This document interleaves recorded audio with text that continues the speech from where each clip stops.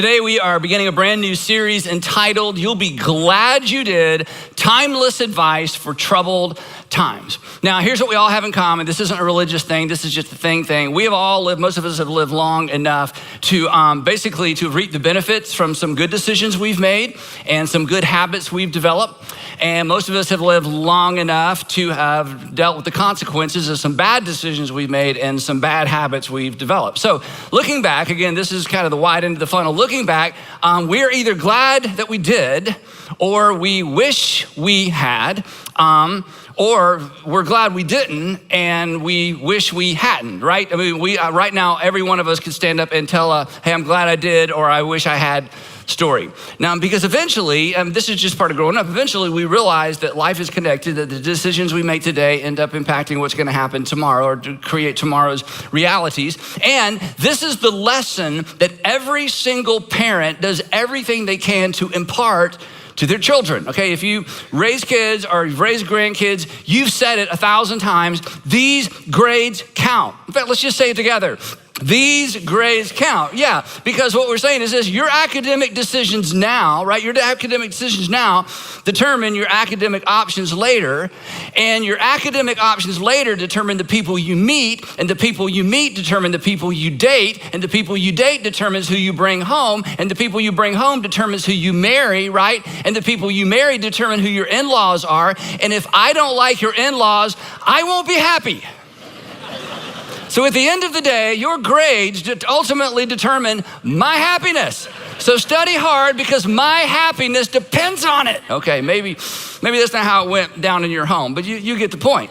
And that kind of silly illustration actually illustrates the importance of the topic that we're going to talk about for the next few weeks, because it underscores another facet regarding the connectedness of life. Because not only when you think about the things we're gonna talk about for the next few weeks, not only will you be glad you did, other folks will be glad you did as well. Because today's decisions impact your tomorrows, but they also impact the tomorrows of the people you love the most and care about the most. And this is a really, really big deal. And maybe you knew this, but I'll just throw this out there in case you haven't thought about it in a while. We are rarely happier, isn't this true? We are rarely happier than our relationships are healthy. So your decisions now, my decisions in this season of life that have the potential to impact my relationships later, ultimately it comes back to me. So this is not just about us, but it impacts everybody around us, but ultimately it comes back on us. Your decisions aren't just about you. In fact, again, most of us have lived long enough to know this. In fact, I'm gonna say some things in the next few minutes and you're gonna think what I think even when I put a message like this together. I wish I had known this when I was 20, or I wish I would have remembered it when I was 20, or I certainly wish I would have applied this when I was in my 20s. That in every season of life, we make decisions that impact and shape the lives of the people around us in the next season of life. So in this series, here's what I'm gonna do. And this is a little bit strange. And if you're like a real, you're a super church person, just hang with me for a few minutes. If you're not a church person at all, you're gonna enjoy the first part of the message anyway. So here's what we're gonna do for the next few weeks. And I really wanna encourage you to either be here for the whole series or at least to watch for the whole series. And for the next few weeks, I'm gonna give you some unoriginal, I don't claim that I come up with any of this stuff, some unoriginal, in some cases, learned it the hard way, you'll be glad you did advice. It's just advice. These are not moral or ethical imperatives. In other words, these aren't rules, okay? We all already know, we're old enough to know the rules, the rights and the wrongs, right? In fact, your greatest regret was probably connected to a broken rule.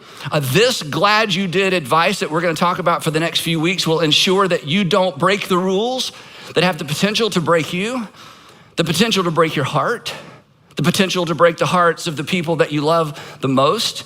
And in week 5, we're gonna give you some advice that will keep you from going broke. So this is just, learned it the hard way, didn't make any of this up, just practical advice. Now, the advice that I'm gonna give you is like the advice you give other people, because all of us, don't we love to give advice? When somebody says, hey, can I get your opinion? You're like, it is free and it's worth as much, okay?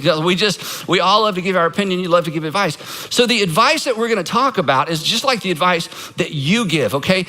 They're not rules, this advice kind of sits between the rules. It's not in the realm of right and wrong, ethical, unethical, moral, immoral, or legal versus illegal. This sits between the rules. This sits in the category of wisdom.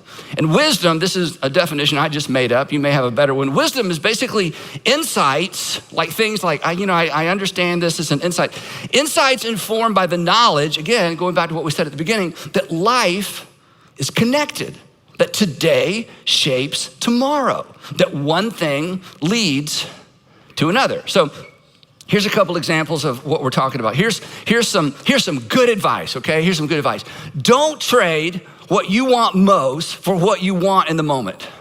That's good advice, right? I mean, don't trade what you want most for what you want in the moment. Now, if you're a parent, you're like, I'm gonna write that down, tell my kids, let's think about your kids later. Let's think about us for a minute, okay? Don't trade what you want most for what you want in the moment. In other words, if you have financial goals, right? You know what you ultimately want most financially, well then don't do something stupid now financially that's gonna rob you of what you ultimately want. If you're in school and you have academic goals, then you know what you ultimately want most, don't do anything now that's gonna rob you of what you want most in the future. This has to do with your marriage, relationships, with everything. And here's the point of where we're going for the next few weeks. There's nothing illegal about ignoring this. There's nothing immoral about ignoring this. There's nothing unethical about ignoring this, right? But to ignore this is just a bad idea. To ignore this principle or to ignore this advice is just unwise. Here's another one, okay? This one's a little harder. Fear being wrong more than you fear admitting you're wrong. Fear being wrong more than you fear admitting you're wrong. None of us like to admit we're wrong, especially when we're talking to our spouse, okay? Especially when we're talking to our kids. Or if you're an adult and you're talking to even your parents, it's like, or a friend or somebody at work, nobody likes to say, oh yeah, I was completely wrong about that. Now, some categories, it doesn't matter, but a lot of times, we kind of get in a back and forth, and as you're going back and forth, it begins to dawn on you, uh-oh. I didn't know that. I hadn't thought about that, but now you've dug in your heels, you've kind of made your case. And so nobody wants to admit they're wrong. And so we fear looking wrong. And so, we kind of add more and more words to, an argument that never made sense to begin with. But that's so ridiculous, right? We should fear being wrong more than we fear admitting we're wrong. And here's maybe the deepest thing I'm going to say all day, okay? So we'll get this out quick. The great thing about admitting that you're wrong when you're wrong is you're not wrong anymore. I'm gonna go over that again because that's rare, that's very significant, that's deep, okay? And I can see you just glazed over. It's like, what's he talking about? Yeah, the great thing about admitting you're wrong when you realize you're wrong is you're not wrong anymore. How many of you wanna spend the rest of your life wrong about a bunch of stuff? Yeah, that would be no one. So when we realize we've been wrong, we should throw a party because from now on, I'm not gonna be wrong about that anymore. But isn't it true? That's not how we work. On the inside, we get defensive rather than making progress, but you can't grow if you resist admitting you're wrong, right? Okay, so that's not the sermon. That's just good advice. I mean, that's just wisdom. So wisdom, the other thing wisdom does, wisdom gives us two gifts or it helps us in two specific capacities. One is wisdom serves as a guide, and we're gonna talk a little bit about that. So wisdom serves as a guide. If you think about it, the decisions that you make in your life, your decisions are like the steering wheel of your life, right? If you look back and you think about how you got to where you are, you steered your way there for good or for bad, and you steered your way where you are for the most part. I mean, other people impacted it, but for the most part, you steered your way where you are based on your decisions. So good decisions get us to where we want to go. I mean, duh, right? And wisdom, here's the role of wisdom. Wisdom fills the decision-making gaps when we don't know exactly what to do. We're trying to make a decision. We're trying to decide. And in those moments when we're not exactly sure what we should do, when we ask the question, what is the wise thing to do? What is the wise thing to do? In other words, when we invite wisdom into the decision-making equation, wisdom oftentimes brings instant or ultimate clarity to decision-making. In fact, years and years ago, I encouraged some of you, many of you, I've talked about this a couple of times, that when you're making a decision, you should ask what is the wise thing to do at 3 different levels. In light of my past experience, in light of my current circumstances, in light of here's the big one, in light of my future hopes and dreams, in light of my past experience, not your past experience, my past experience, in light of my current circumstances or my current state of mind, and in light of my future hopes and dreams, what is the wise thing for me to do?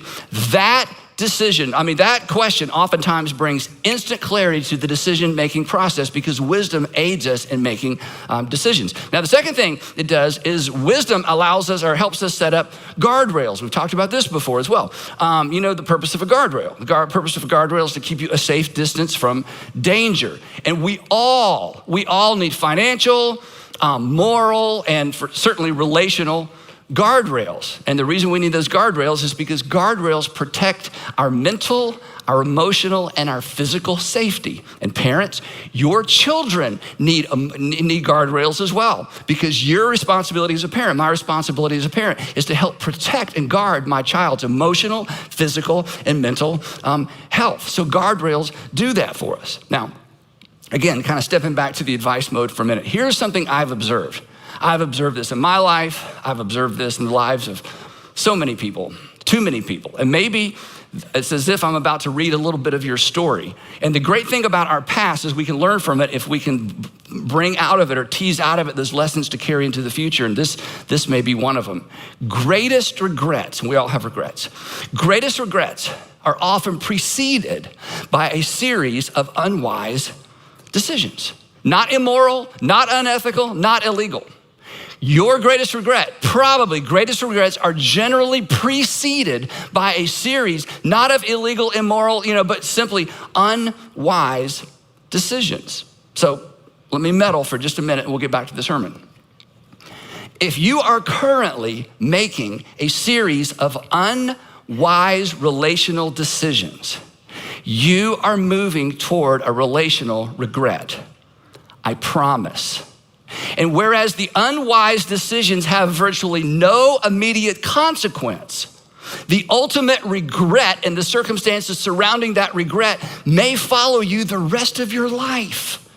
And the role of wisdom is to keep you back in a safe distance from regret. Or put it this way, if you're in the process of making a series of unwise financial decisions, and your husband or your wife or your friend or your roommate or your fiance is going, I don't know. And there's something in you that's going, this probably isn't the wisest thing to do, but you keep doing it. Let me just predict your future for you. You are moving toward a financial regret. And once you get into the realm of regret, you can't go back. And that regret may follow you the rest of your life.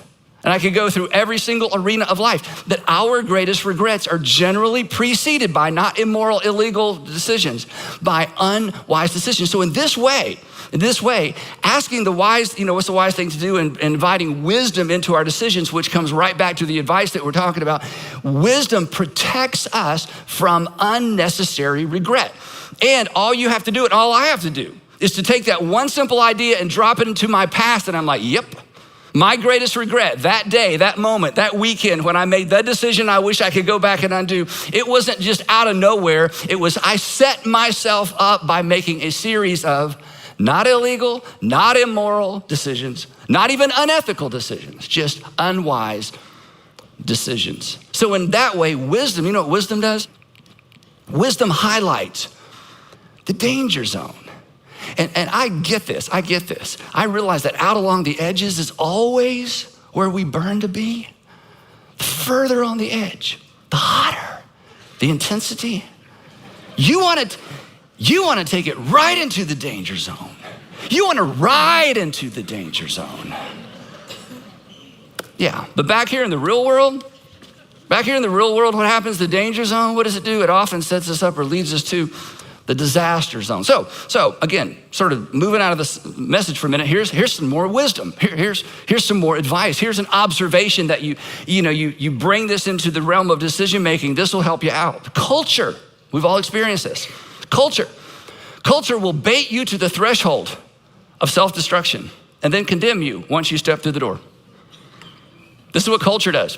And there's nobody behind this. There's not a group of people in a room going, how can we just destroy more lives? Nobody's doing that, all right? That's what we think sometimes. It's like, no, they're not. They're not trying to destroy your kids. You know what they're trying to do? They, whoever they are, they're trying to make money. That's all they're trying to do. They're just trying to make money. That's fine. You're the same way. We're all trying to make money. But there are waves and there are threads through our culture that bait us and bait our children and bait our high school students to the threshold of self-destruction. It's like, come on. And then the moment we step through the door, culture changes the conversation and changes the direction of the conversation. And it's like, you fool, you idiot, you're crazy. You know what? What's wrong with you? This is just the nature of life. And wisdom has the power to allow us and empower us and provide for us what we need to avoid all of that. In fact, wisdom empowers us to avoid the disaster zone because wisdom keeps us back from the edge of the danger zone. Now, say, Andy, that's great. That's all well and good. So happy we're here today. Give me some things to take away, talk to my kids about, think about. But why are we talking about this in church? This is starting to sound like afternoon television, right? I mean, this doesn't sound very, very churchy. And here's why we're talking about this in church, and here's why we're going to talk about it for several weeks. Because Jesus connected, this is so amazing. Jesus connected his invitation to follow. And that's the invitation of Jesus. If this is one of your first times watching or one of your first times with us, that's the invitation of Jesus. He didn't start with believe, he started with follow. And Jesus' invitation to follow him leads us into a life or a lifestyle that's characterized by wisdom. Now, there's a huge implication connected to that I want to stop and talk about, then we're going to move on. That's this. If you're not a religious person or you're of a different faith tradition, or if you used to be a Christian and you've sort of walked away, or you had a really bad church experience, and we get that. If we heard your story, we'd be like, yep, I'd be hesitant too if that had happened to me. So if you're not really a person of faith or not a Christian or a Jesus person, here's the good news.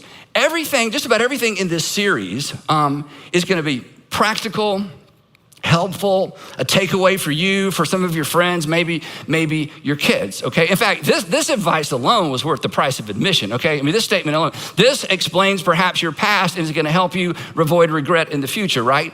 But the point is, if you're not a Jesus follower, if you're not a Christian, application of any of this stuff is, of course, 100% optional. You don't have to do any of it. You can just listen and take notes and say, I'll take a little bit of this, take a little bit of that. I think I'm going to share this with a friend, but I'm not going to apply it myself. I mean, you just pick and choose. There's going to be so much helpful stuff in this series. But if you're a Jesus follower, if you're a Christian, if there's something in you that you wake up every day and to the best of your ability, you are surrendering yourself to the Lordship of Christ and you want to follow Jesus, then the way of wisdom is essential. It's actually baked into the teaching of Jesus. I'm going to give you a quick example. This is a little parable that I refer to all the time because it was so pivotal in the life and message of Jesus, but I don't know that we've actually looked at the verses in a long, long time. But for some of you, this is going to elicit memories of a song. For others of you, you would have heard this before. Some of you have heard this and didn't even know Jesus said it. But at the end of the Sermon on the Mount, now the Sermon on the Mount, you find a version in Matthew, you find a version in Luke, and the reason the versions don't line up is because this was Jesus' go-to message. Jesus had an earthly ministry for about 3 to 3.5 years. If you take the Gospels and look at all the events in the Gospels, that could have taken place in about 2.5 weeks. Okay, so what was this? What we want to know. What are you doing the rest of that time? What are you saying? What are you teaching? And we believe, scholars believe, that the Sermon on the Mount was essentially the go-to message for Jesus. These were his kingdom ethics. This is how you live. This is how you respond. This is how you react. This is how you serve. This is how you love. This is how you reflect your Father in heaven. So it's amazing. He preached this over and over and over. So at the end of this epic Sermon on the Mount that, basically describes and defines the message and the ministry of Jesus, at the very end, here's how he ends that message. And this is where we see the connection between following Jesus and the way of wisdom. And the way of wisdom is basically the anchor for all the advice we're going to talk about for the next few weeks. Again, not a Jesus follower, pick and choose. Jesus follower, hey, this is how we're to live our life. Here's what he said. He said, therefore, this is the very end. Everyone who hears, he just finished this long message.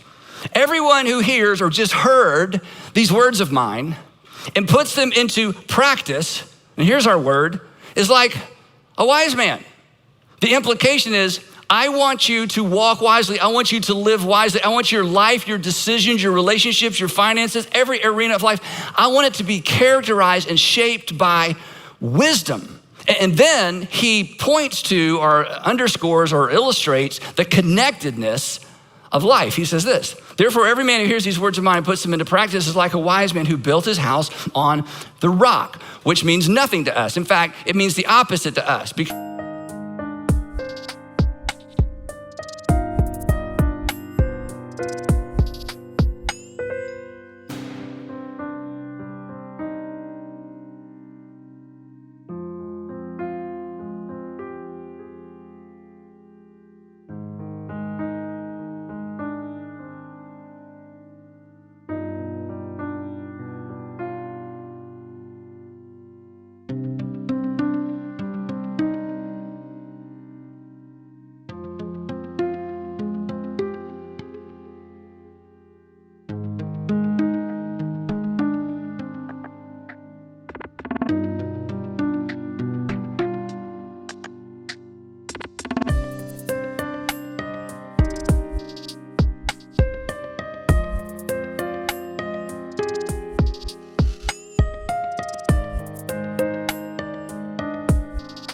Because you don't want to buy a lot full of rock, right? You're going to spend a lot of money and time getting rid of the rock. But back then, it was a whole different thing. There were no automated tools, right? There's no dynamite. There's no jackhammers.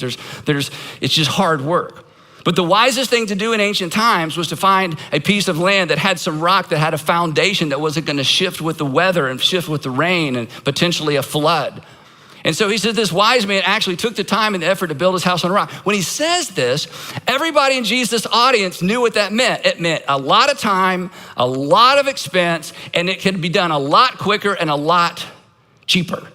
And then you'll remember perhaps Jesus said this, the rain came down because eventually, even in that part of the world, that's what would happen. The rain came down, the streams rose, and in this part of the world, the streams rose really quickly. They didn't have a lot of rain, but when it rained, because the earth was so dry, it was just, it was dangerous. Streams rose and the wind blew and beat against that house, yet it did not fall.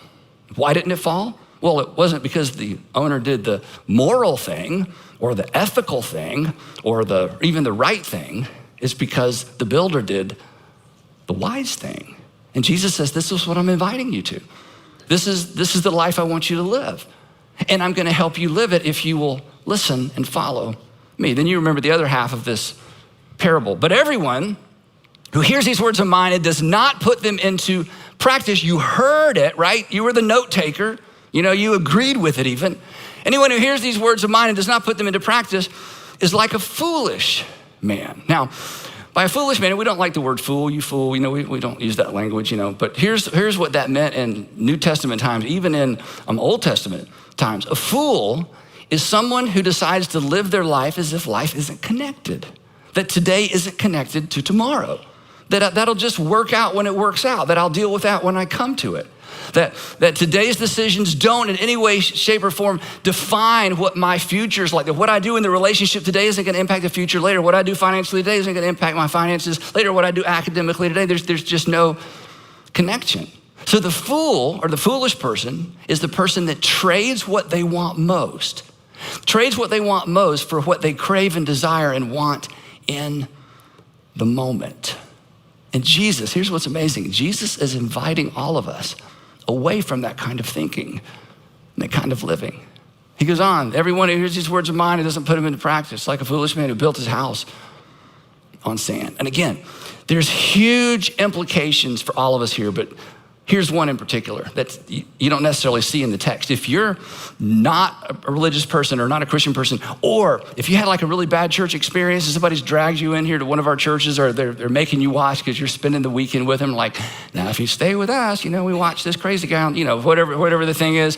Here's what I want you to hear, and maybe this will mean something, and maybe this will mean something later. The implication is this, that Jesus' instructions, the teaching of Jesus, is for our benefit, not our detriment. That Jesus taught for our benefit, that Jesus taught for your benefit. He taught for your benefit, not your detriment. And if your interaction with Christians has always been as if somebody was trying to take something from you, and they didn't seem as if they were actually for you. I don't know what was going on in that church, and you might have even experienced some of that in one of our churches. I hope not. But I just want you to know and hear from me, and again, read through the Gospels. When Jesus taught, he was inviting people into a better life. He was not trying to take something from them because Jesus came for them and Jesus came for us. I mean, it's the most famous verse in the whole Bible. For God so loved the world that he does what you do when you love somebody. He gave something of value. He gave his son. This is why we say, and if you've been around here for a while, hopefully you can quote this by now, I certainly hope so, that following Jesus will make your life better and ultimately make you better at life. It'll make you a better father and a better friend and a better wife and a better mother and a better employer and a better employee. It'll make you better everything. Not immediately, but ultimately.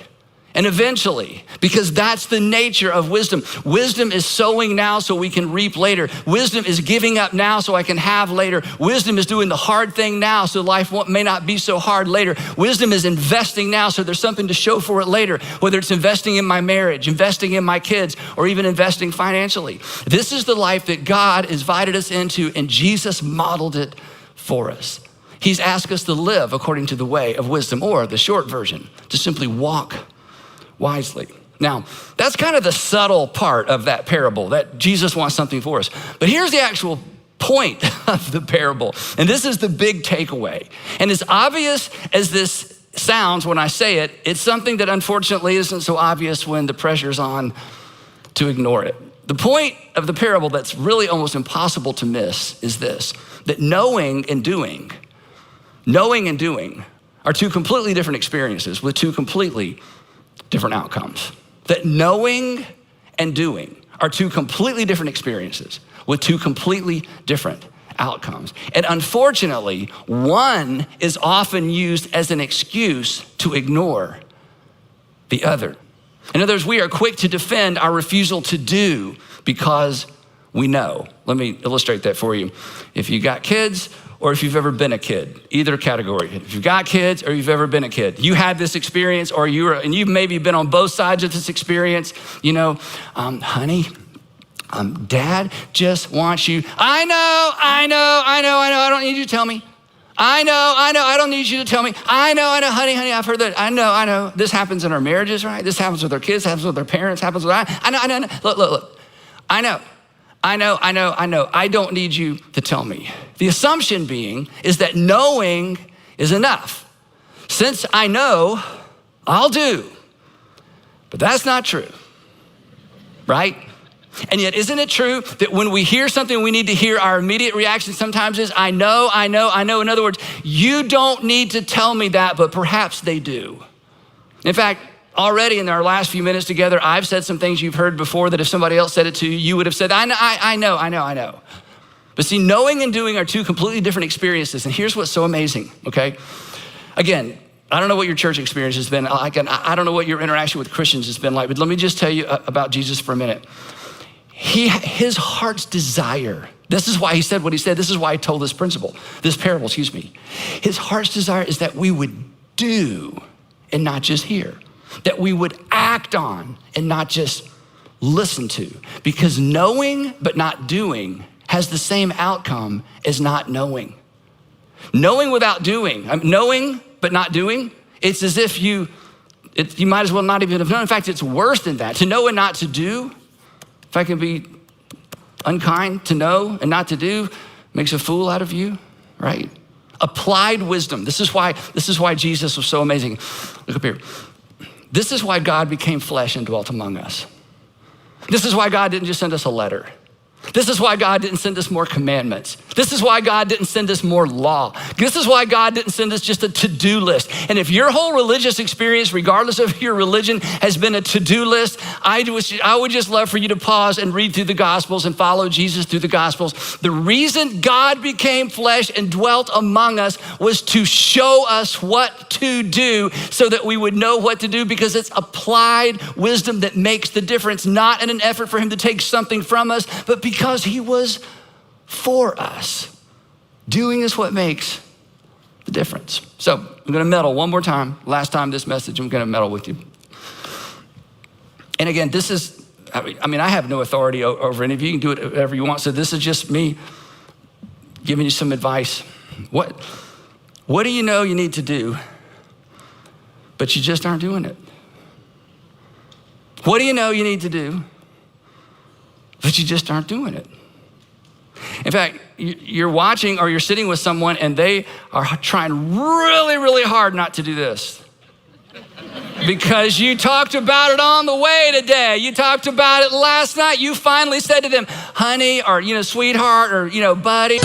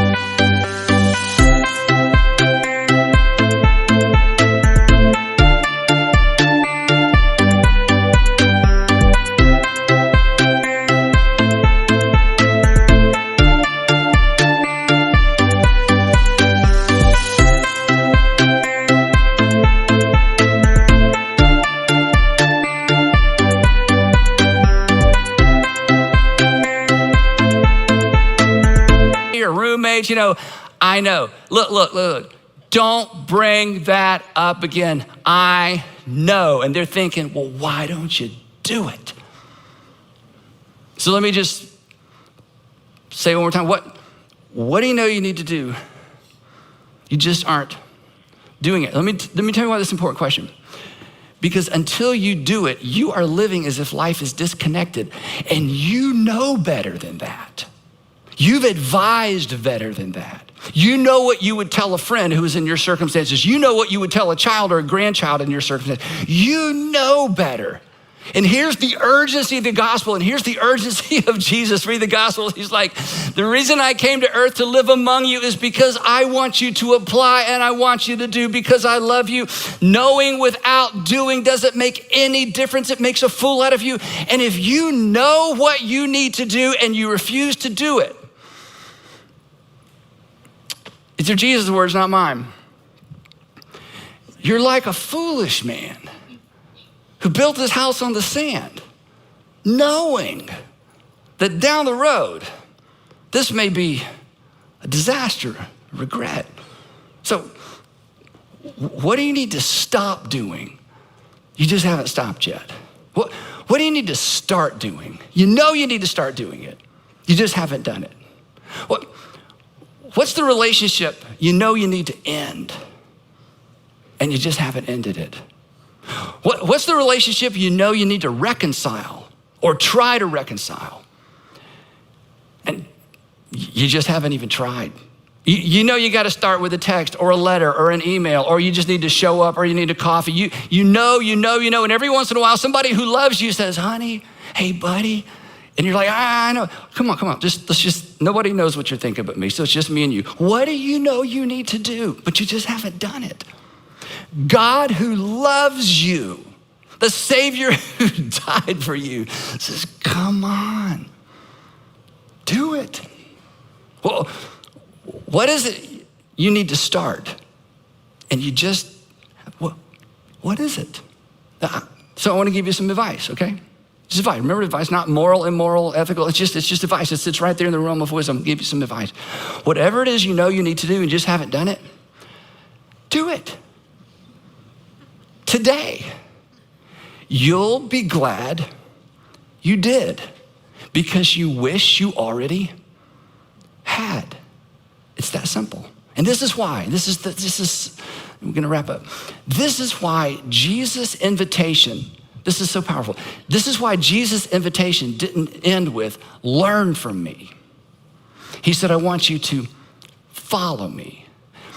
And if you will follow me, if you will apply the wisdom I give you, if you'll apply the teaching I give you, if you'll embrace my upside down ethic where you go to the back of the line and you put people ahead of you, if you will apply what I've invited you to apply, if you will live out the wisdom that I've left for you, then here's the promise. I will help you build a house. I will help you build a life that can endure. I will help you lay a foundation that can endure the difficulties of adulthood and the cultural norms and the cultural exceptions and the things that come your way you don't even know are coming. And if you'll follow me, and if you'll apply what I teach you, he says, I promise you, you will be glad you did. But maybe more important than that, the people that you care for most, they'll be glad you did as well. But here's the starting point. What do you know you need to do? And you just haven't done it. Just do it. You'll be glad you did. And we'll pick it up right there next time in part 2 of You'll be glad you did. Timeless advice for troubled times.